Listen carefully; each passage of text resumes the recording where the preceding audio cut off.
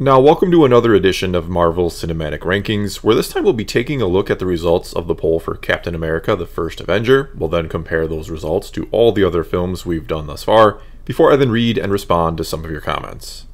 But before any and all of that, just let me point out that you can already vote and comment on the next film, which in this case is going to be the first Avengers movie, and if you'd like to do that, there will be a link in the description below to it and all of my polls, past, present, and future. Alright, and now on to the results, where we'll see that 18% of voters thought it was amazing and gave it 5 stars, 60% then went with 4 stars and thought it was a good movie, 19% gave it 3 stars, which left 2% to give it 2 stars, and a final 1% that thought Captain America: The First Avenger was a terrible movie.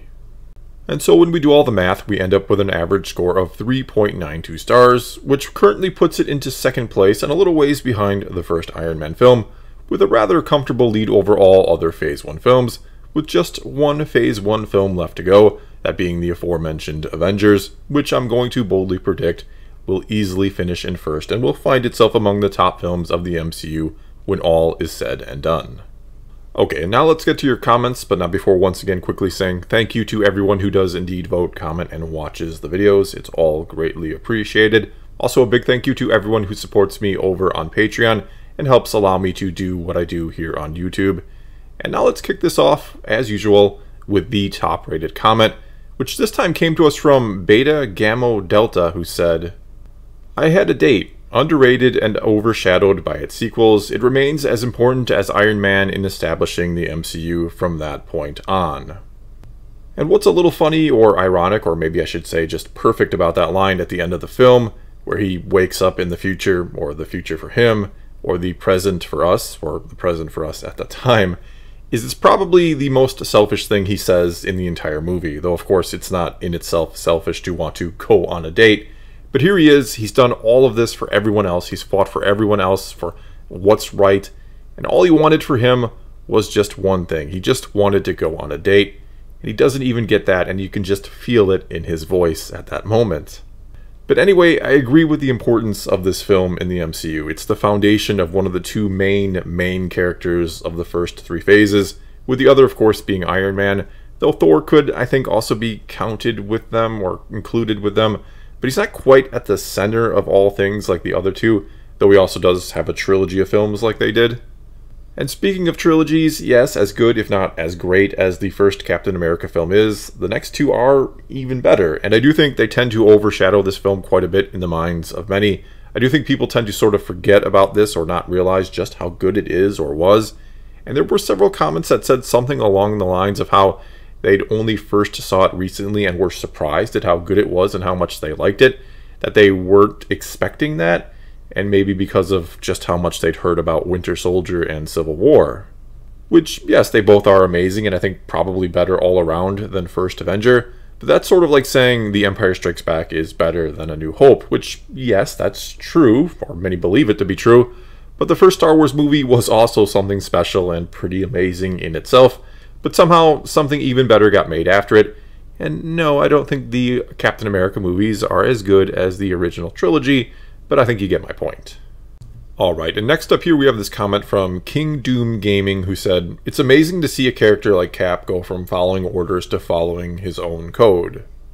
And I agree, and not to get too much into it here, we'll get to each movie in time, but going along with Cap and Iron Man, or Steve and Tony being sort of the core of the first 3 phases of the MCU, I do love how they sort of swap, I don't want to say beliefs necessarily, but certainly points of view of how Tony Stark goes from the guy who doesn't want to be regulated by anyone, who thinks he knows best, to then having his mind changed or starting to be changed in his second film, and then ultimately to someone who is pushing for the Sokovia Accords. Then there's Cap, who goes from the good soldier following orders and just wanting to do his part, as seen in this first movie here, to the one who begins to question everything in Winter Soldier, and then starts to believe more and more in himself and to trust his own moral code over anything else. He basically goes from questioning virtually nothing and just wanting, hey, I just want to follow orders and I want to help people, to questioning everything and trusting in himself and being an exemplary leader. Alright, and next up then we have this comment from DFlowers30, who said, "I don't want to kill anyone, I don't like bullies, I don't care where they're from. That sums up Steve Rogers. He does the right thing because it's the right thing. He's just a kid from Brooklyn looking to do his part. Also, we have this one from Tyler Prather, who said, I love how much time the movie spends before Steve gets the serum. Does a great job of explaining why he is the perfect man for the job. Wish we could have seen more of World War II, but it's still a really good movie, A. Then this one from CT7567, or Captain Rex, who said, I don't want to kill anyone, I just don't like bullies. Best line of the movie in my humble opinion. Also this one from Gavin Reed, who said, really great at establishing how Steve's superpower isn't his muscle, it's his moral character. And the thing is, so many superhero movies or stories sort of center around someone who incidentally or somehow randomly gets powers, and then they have to figure out how to use them or what to use them for. There's usually some sort of inner struggle for them, but that's never the case with Steve Rogers. He was a superhero or had that right mentality for it before he ever got his super strength. Like I basically said before, the only thing he wants for himself is to go on a date. Everything else about him is doing what is right and helping others. In other words, he was Captain America always. All the serum did was give him the strength to do something about it. And the growth of the character comes in finally seeing what everyone else has seen in him all along.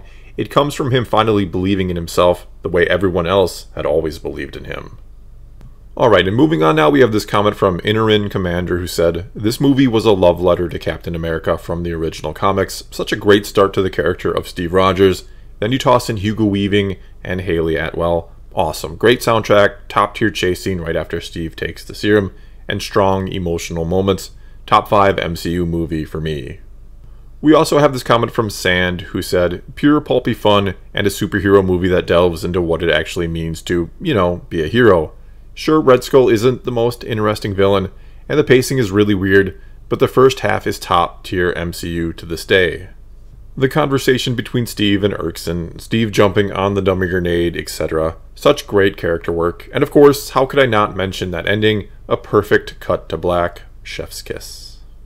And I think pure, pulpy, and fun have got to be the 3 best words to describe this film. Because more than any other movie I've ever seen, it just captures the spirit or essence of reading a comic book. Especially a more old-time or old-school comic book. I mean, you have laser guns and big, crazy, yet fun weapons, and all of this sort of mixed with a rather authentic World War II setting, and instead of ever really questioning that or thinking how ridiculous this all is, you just go along with it, and you enjoy the ride. Mix into that then a great score, great actors, and performances delivering on well-written characters, and you end up with, by and large, a very entertaining film that I think stands the test of time and shows how fun yet inspiring a great superhero film can be.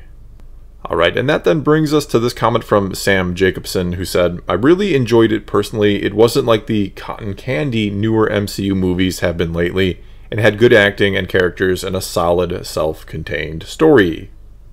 And I do have to kind of agree with you that some of the more modern MCU films focus a bit too much on the spectacle. Not that the older ones didn't do that at all.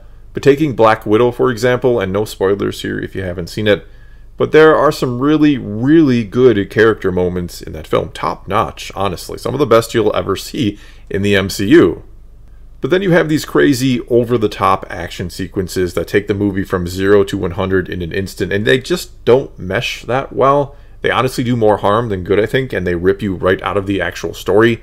Especially when you remember, though the movie doesn't remember this, that Black Widow has no superpowers. She's just super trained, which is one of the things that I personally think makes the character interesting, that she's honed her abilities to the point that she can stand side by side with superpowered people and not only contribute, but be part of the team. Alright, and now let's get to just a few final comments before wrapping this up, starting with this one from Al Does-A-Good, who said, this movie would be better if there weren't so many montages. I never realized until someone pointed it out, and now I can't unsee it. Then there's this one from Gabe C, who said, personally, I give the movie a B. It's a good movie, decent origin story, and decent plot. I can't rank it higher than Infinity War or other movies, however. It was still a decent movie, B for me. Also, we have this one from Iron Master, who said, honestly, the first Avenger is my favorite Cap film. It was simple and very straightforward. It had one story to tell, and that was how Steve Rogers went from Brooklyn boy to the legendary Captain America. Plus the World War II setting always gets me. Also then this one from JC King, who said, I'm a sucker for historical films, particularly war films, so I'm probably very biased on my opinion of this, but it is by far my favorite Marvel movie. Moving on then, we have this one from Lou, who said, the first act is some of the best stuff we've ever gotten from a superhero film, one of the greatest origins by far.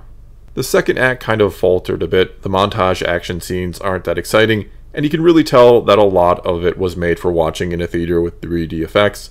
Then the third act finishes really strong, with some great action and a satisfying emotional impact.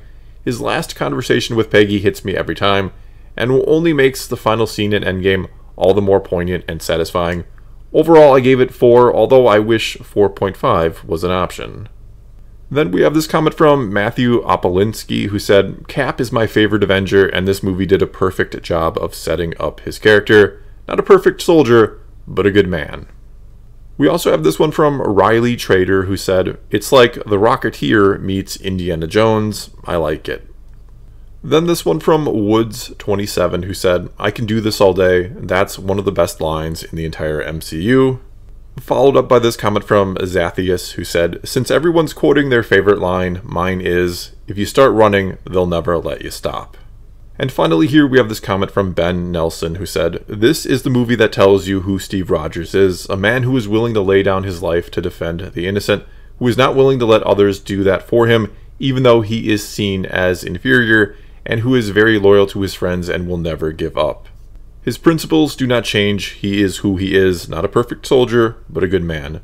The movie does suffer from a lot of montages, and it can be slow-paced at times, but I think the good outweighs the bad by far in this movie.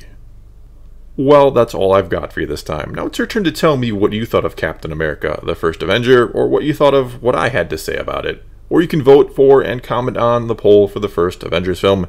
Either way, leave a comment somewhere, and let's talk some Marvel. And until next time, thanks for watching.